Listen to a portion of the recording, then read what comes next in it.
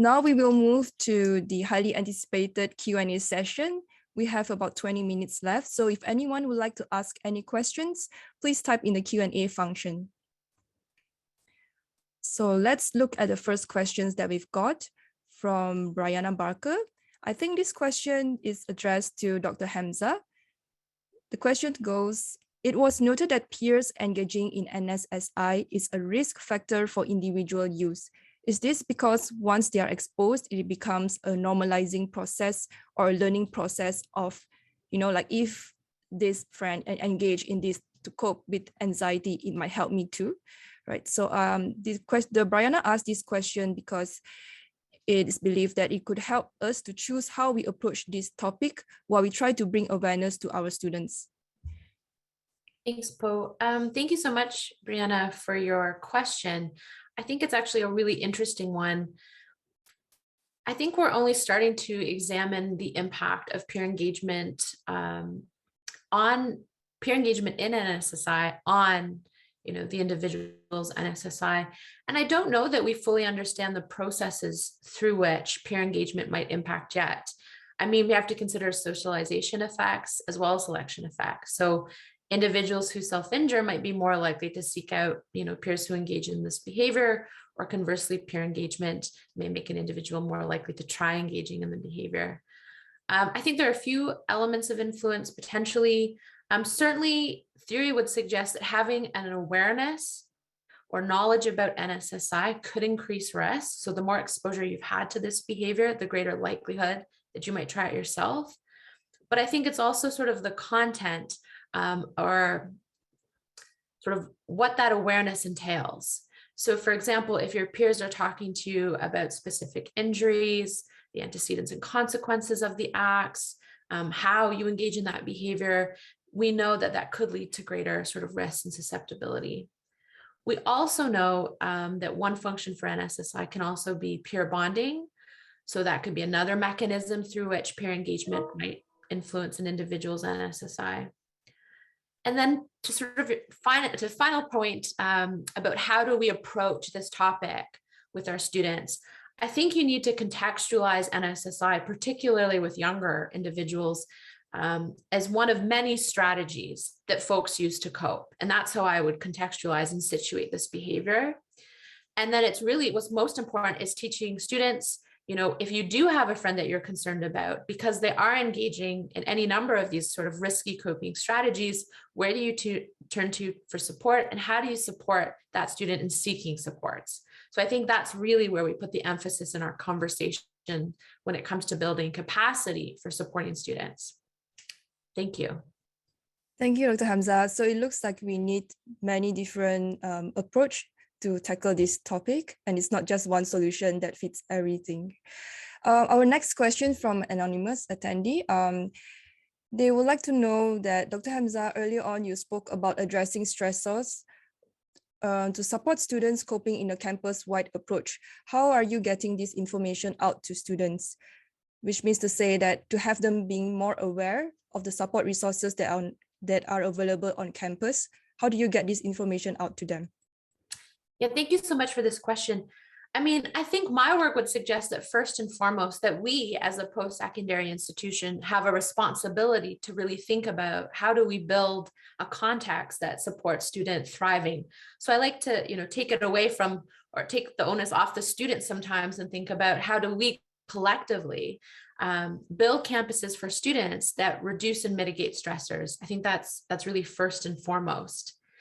In addition to that, certainly then I think, we want to teach students effective coping strategies. We want to teach them academic skills, time management skills to help them balance competing demands during the transition to university. So, I mean, in terms of dissemination, I do work, at my own institution and with my international colleagues to continue to develop and disseminate this information in a variety of formats. So we develop lay summaries, we give presentations, we develop book chapters for educational stakeholders. And then of course we share and disseminate our findings to the participants in our studies as well. And certainly through my work with the Presidential Task Force at U of T, we've really championed, building safe spaces for students, providing this information to students and helping students access resources easily. Thank you, Dr. Hamza. So we have quite a few questions coming in. I think these questions is open to both speakers. If Katerina, you would like to share your information, you can also chip in. The questions by Kathleen Clark. I'm wondering about differences in type of institution, college versus university, year of program and level of program, for example, undergrad versus postgrad. Have you looked at the differences among these in your work, or does the literature touch on this? So she would like to know whether there's any differences in social demographic data in the types of institution for NSSI. Katerina, would you? Yeah. I personally haven't looked at that, but that's a really interesting question. Or Dr. Hamza, have you done any work in this area? I mean, this is an area I'm really interested in. We don't actually have a lot of work differentiating kind of level of study and also institutional type, or among sort of general community-based emerging adult samples as well. So, I mean, that's an area I think we could certainly do better in.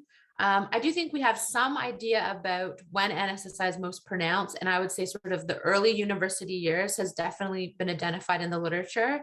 Although I think there's a possibility that when we get to the end of university, there's also a period of heightened stress when decisions are made about, future education, employment. But I don't know that we have enough data yet on what happens during that sort of transition out of university. And then Kathleen, I know you'd be interested in this, but I don't know that we have a lot of work specifically among grad student populations or NSSI in adulthood and later adulthood more generally. So I think those are important extensions for future research. Right. Let's move on to the next question. This question is for Katerina. With regards to the study, there was quite a high percentage of participants who reported a history of NSSI. Did you also capture if they reported experiencing the stressors of university? Yeah, so our percentage was quite high. Unfortunately, we didn't look at the stresses related to university. Our study didn't specifically focus on assessing the stresses that students experience. It was a bit more general. So unfortunately, I didn't have data on that for my study, but I know Dr. Hamza, yours was mainly focused on that as well. Yeah, sorry. That's a really interesting one though. Yeah, I guess later on, maybe you can look on that factors. I think that's really good. Yeah, for future research. So there's another question from Royet Dubar. One factor that college students struggle with in the context of high stress is sleep. Sleep in turn has been strongly linked to emotional functioning. Are you aware of any studies that have targeted sleep as a possible point of intervention to reduce NSSI and its negative implications? Maybe Dr. Hamza can start. Sure. So I know there is certainly some work implicating sleep in suicidal risk. It's been a really well-established risk factor. There is, I'd say, small literature looking at links between NSSI and sleep, which I think would support that sleep disruption may be a risk factor for NSSI. I don't know specifically about intervention-based studies, but I think there might be early work, or that's the direction the field could certainly go in terms of thinking about potential targets for intervention. Right, great. Okay, the next question. How can university staff support students when they disclose that they engage with NSSI? Dr. Hamza, would you like to share your thoughts on this?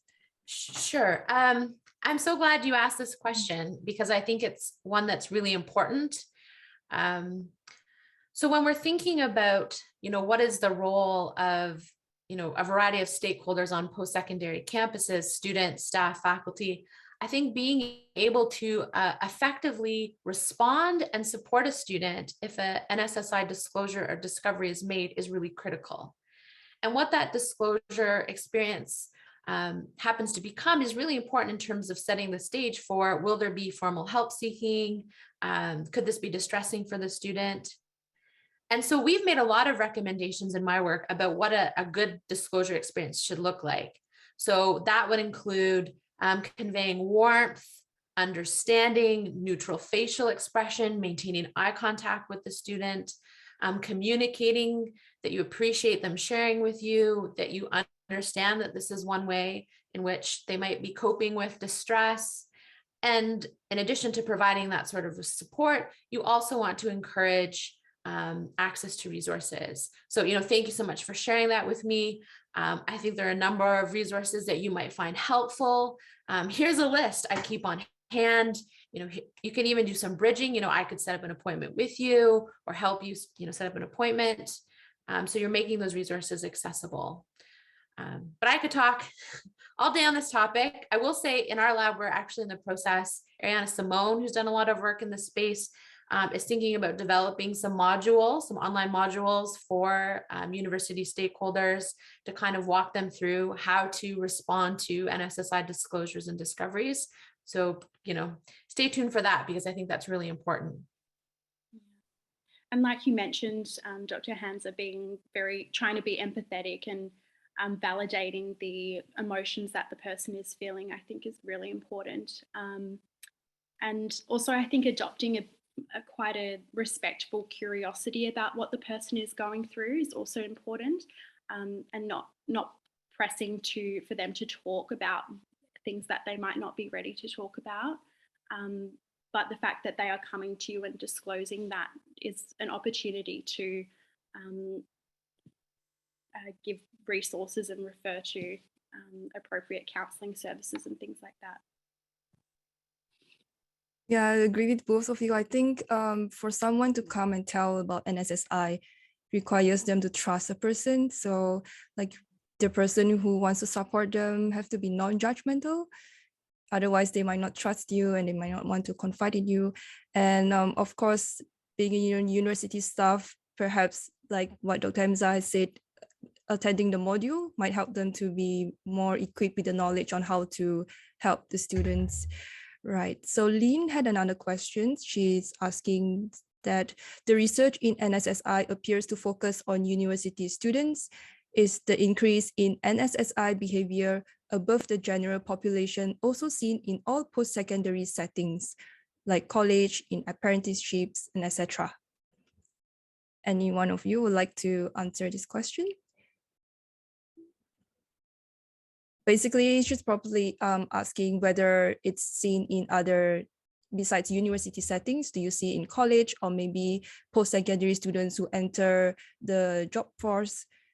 Are there any studies on this area? I mean, I'm happy to comment. I think this reminds me a bit of Kathleen's question, in that I don't think we have a lot of the work that's been done among emerging adults has been done in sort of the university context or kind of college equivalent in the US, for example. But let's say within Canada, we haven't done a great job assessing NSSI among emerging adults in, let's say community-based samples or workplace, college, and then university. Some preliminary data, like we saw in the Swanell 2014 review, suggests that students in the post-secondary context might be particularly at risk. And I think that would include kind of college and universities relative to same age peers who are not in post-secondary school. And I think my work would suggest that is because we know that transition to university and those early university years can be quite stressful and a real time of transition. And so because of that, this group might be particularly vulnerable for NSSI. But I do think more work needs to be done in that space. Thank you, Dr. Hamza. Well, in view of the time, maybe we will take the last question. Is NSSI strongly correlated with suicidal behavior as compared to other negative coping strategies such as drug and alcohol use or eating disorder? So this participant would like to know whether NSSI is a unique coping related risk factor for suicide. Katerina, would you like to share? Yeah, so thoughts? my understanding is that NSSI is probably one of the strongest predictors of future suicidal thoughts and behaviours. And I'm not too sure about the links between other coping strategies, but I know that NSSI seems to be the one that kind of pops up as the largest risk factor. Right. Dr. Hamza? Yeah, so we definitely know that NSSI is a strong predictor of later suicidal behavior, more so than some other risky coping strategies. That being said, the vast majority of folks who engage in NSSI, particularly in the post-secondary context, aren't suicidal. I think that's a really important distinction. But by engaging in NSSI, folks might be sort of inadvertently increasing their risk by acquiring kind of heightened threshold for self-inflicted pain and diminished fear of more lethal forms of self-injury. So unfortunately, and that's why a lot of my work has focused on NSSI, although lethal intent is not there, should later on in a person's life they are feeling hopeless or depressed or have lost interest in activities, having NSSI history might increase the likelihood that they're able to enact suicidal behavior later. So I think that in and of itself is a really important pathway to consider, which is why if you're someone who has a friend, family member, student who's engaging in NSSI, it is really important that you do some support around getting them to see a mental health practitioner who can better distinguish, and provide a risk assessment for that individual and appropriate support depending on their level of risk. Great. Okay, so thank you very much, Dr. Hamza and Katerina. I think time is running out. We have learned a lot today from this session, and I've learned a lot as well. And I hope that all of us here would be able to have more knowledge on NSSI and to create more awareness and methods to help students with NSSI.